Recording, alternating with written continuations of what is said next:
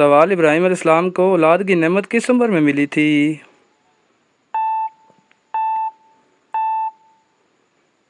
جواب: 90 سال کی عمر میں۔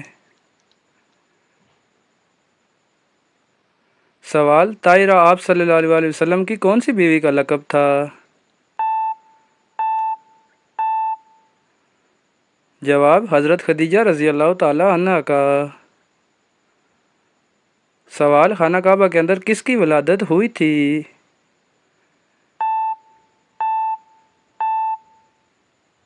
جواب: حضرت علی کرم اللہ وجہ الکریم کی۔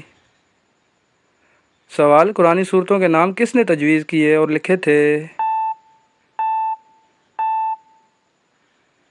جواب: حجاج بن یوسف نے۔ سوال: قرآن میں کتنے فرشتوں کا تذکرہ ہوا ہے؟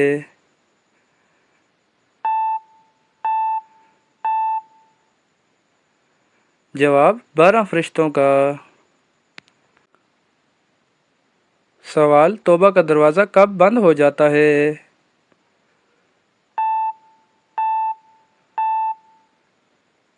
جواب: جب موت کا وقت قریب ہو تب۔ سوال: کون سے شہر کا تذکرہ قرآن کریم میں بھی آیا ہے؟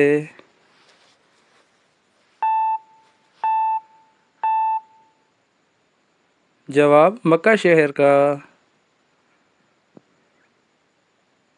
سوال: قرآن نہ پڑھنے والے کو قیامت میں کیا سزا ملے گی؟